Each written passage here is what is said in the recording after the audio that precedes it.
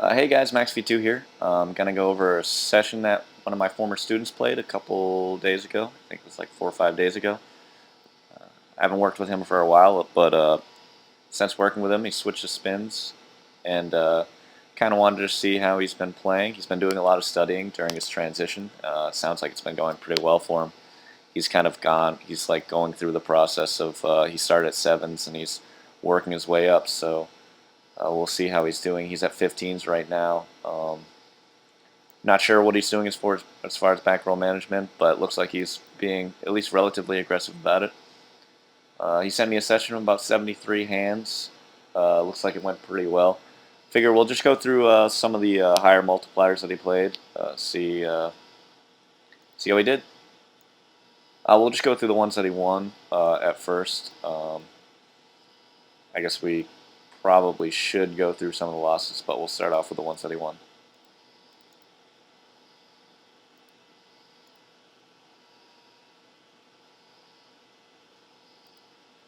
Alright, we'll turn this HUD off. Starts off with 6s in the big blind. Pretty good spot to reshove. A little bit of an awkward situation when you have a limper and then a guy 3xing in the small blind like this. Usually when I'm doing this, when I'm 3xing the small blind, I'm usually doing it with a pretty tight range. First hand of a higher multiplier, I would probably be a little more cautious. Not sure exactly what he did. Reshoving's obviously okay, but I wouldn't fault him for just flatting. Folding's probably not great, especially when you have this limper that's going to be peeling pretty wide and you can play 6s 3 ways. He decides to flat, which I think is probably the play. Gets reshoved on by the button, who I guess went in with a plan to limp reshove.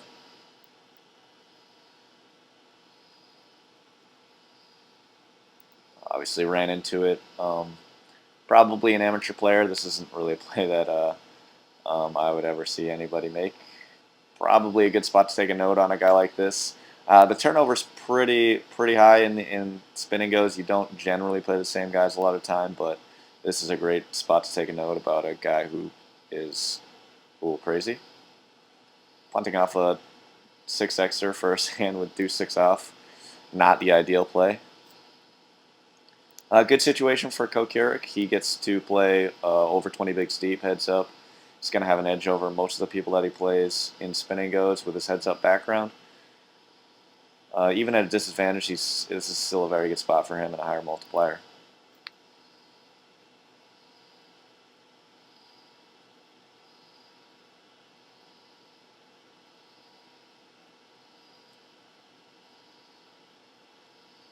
Looks like he's going to work in some limps.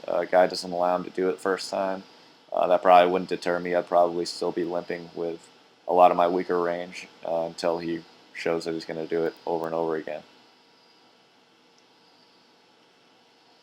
Flatting pretty wide in the big blind with 10-7 off. I flat pretty wide in the big blind too, so it's not a huge leak or anything. Well, maybe it is, but I probably peel here early in a match over 20 bigs deep.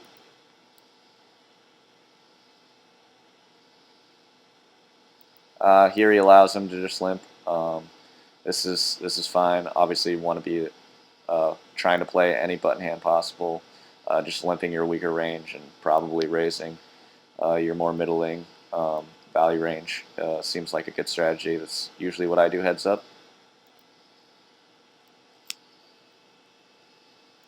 Obviously, doing this with the intention of stabbing almost any flop, especially a flop like this, is pretty wet.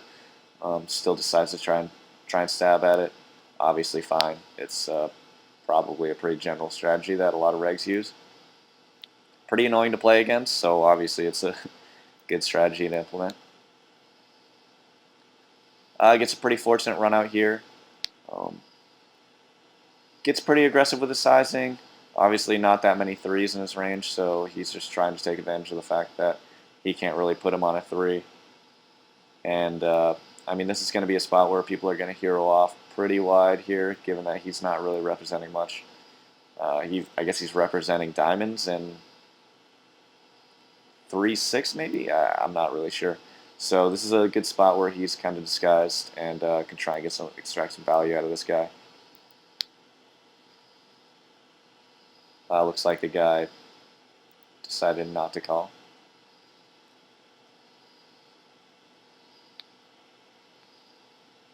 Obviously pretty convenient when you open and get 24 big shoved on you with kings. Nice little cooler spot. Nothing wrong with coolers.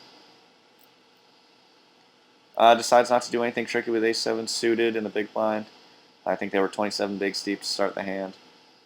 Usually is a hand that I'll do the same thing that he's doing. I'll just play it for value. 3-betting's okay in a spot like this. I've been doing it a little bit more in spin and goes, just because most of the people that you're playing against have 0 reads on you, so you can get away with a little more early in matches. Definitely fine to just play it for what it is. Decides to peel with backdoor hearts and high card. Pretty standard. Does not decide to do anything else with it. Doesn't decide to stab or anything. I guess this guy probably could be c-betting a 6 or a deuce and heroing off on river. But you're ahead of it so much of its range that you really don't need to stab, so checking down seems fine.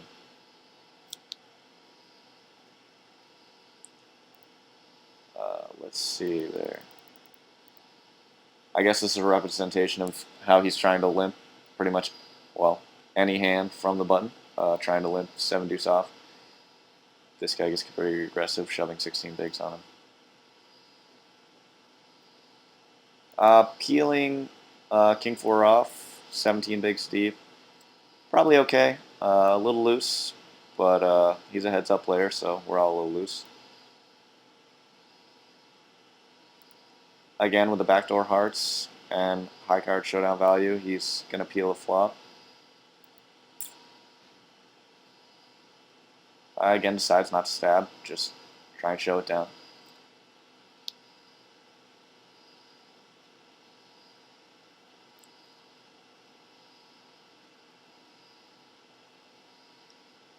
Doesn't seem to be getting too tricky on flops, no check raising in spots where the option's definitely available. Obviously fine, he's at an advantage right now, just playing a little cautiously. A little bit strange, looks like he decided to limp the button with 8s. This is a spot where I'll probably raise just because it's a good reshove stack for this guy, and I know the only reshove that he's really done is with queens, but he seems to be playing relatively aggressively, shoving over 15 bigs versus limps.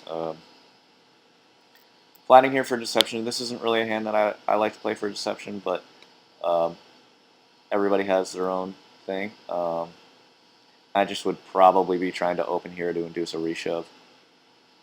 Limp reshoving is an option for sure, but I think it looks a little bit too strong, so you're basically just going to induce raises and get folds. He's a little too deep to. I know he was shoving versus limps around 15 bigs deep, but he's not going to be shoving 25, 26 bigs deep. So I would probably just be inducing a reshove with 8s.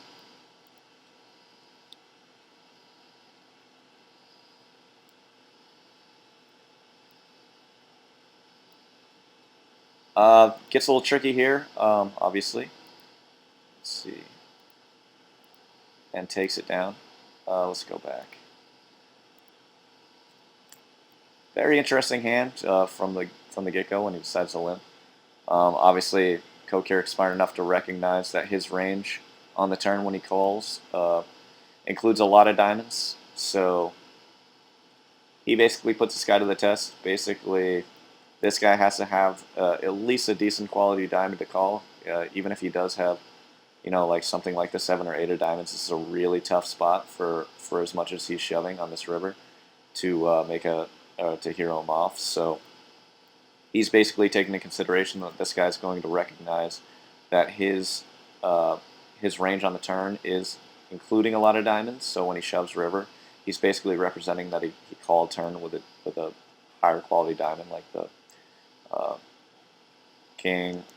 He's probably only doing this with the ace or the king of diamonds, so he's basically representing those two hands. He's pretty polarized, but still puts a lot of pressure on this guy to hero off. Pretty high percentage play. I like it.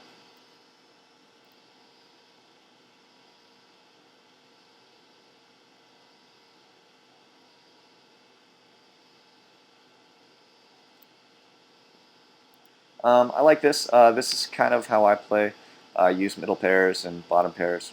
Well, I usually see bet bottom pairs a little bit more than I see bet middle pairs, but I like to keep middle pairs like this in my range, um, just to balance out my check back range because I do check back a lot of flops. So I like to use this as a good um,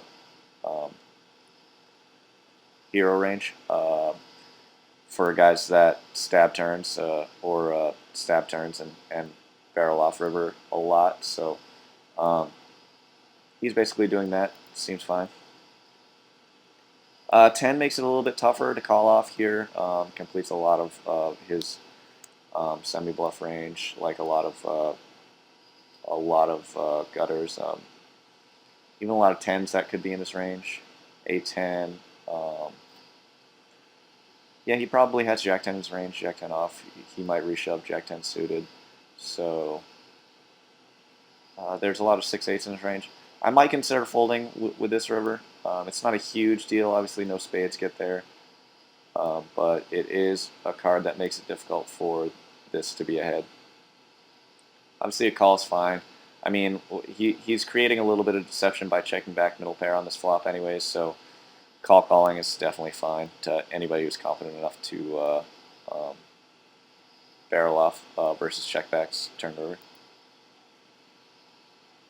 I just had it anyways, so probably works out for him because if he bets, this guy's going to be in a good position to extract as much value as possible. So that's another reason that I like checking back middle pairs. It kind of simplifies the hand, only allows them 2 streets to really do anything creative.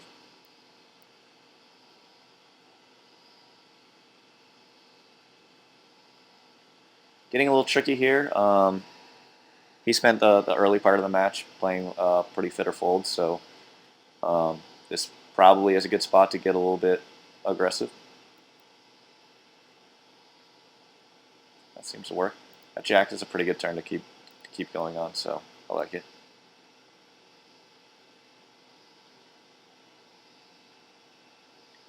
C-bets with high cards here. No backdoors, so this turn makes it really difficult to keep going. I would probably shut down too. Just not much you can do, just give up on the hand.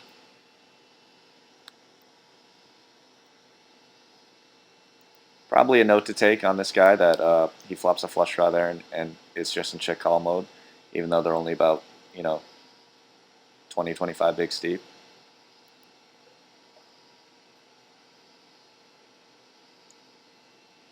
Obviously, a spot where this guy's going to stab a lot, so calling here is probably a call that you have to make about 100% of the time. You can't just allow guys to stab on boards like this in position. I mean, it's a pretty common play that goes on. Basically limping any 2 and stabbing almost any board, and this is the kind of board that you're gonna be ahead with ace high a high percentage of the time.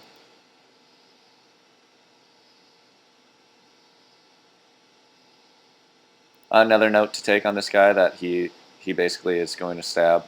He's going to limp stab a lot of boards, and but he's giving up when he's called. So definitely something to take into consideration. Like I said, there's a lot of turnover in spin and goes, but it's never a bad thing to take notes. You never know when you're going to end up in a high multiplier against a guy that you've played before. So obviously good to have as much information as possible. Pretty standard line with King Jack suited here. Doesn't do anything tricky pre-flop. Just plays it for what it is. This guy's shown that he is basically limp stabbing any board, so this is a hand that you're going to achieve a lot of equity on a lot of flops. So basically putting yourself in position to make this guy's life tougher. Make this guy's life a little tougher. Sorry. Decides to c-bet here. It's pretty interesting to decision to c-bet this low board. Not really something that I do when I disconnect on opens, just because you're going to get floated a lot. It's going to be pretty tough to get somebody off of anything connecting with this. Even a double barrel here, if this guy has any part of this, he's probably going to keep calling.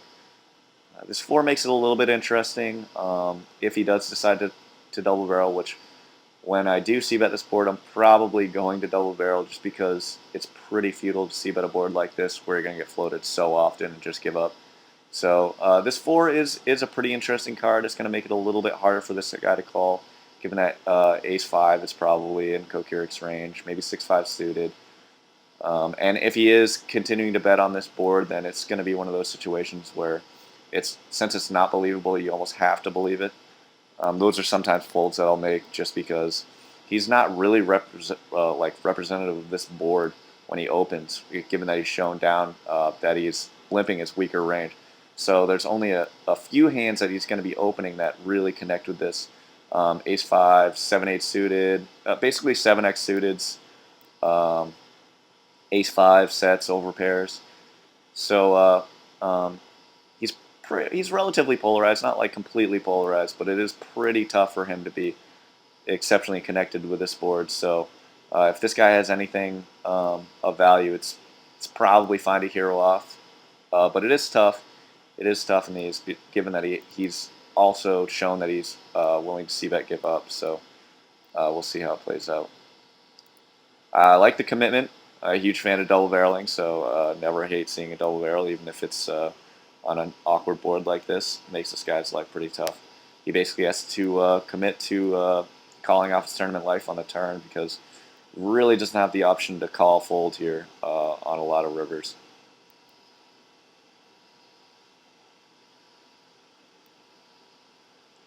A pretty obvious reshove spot with eights.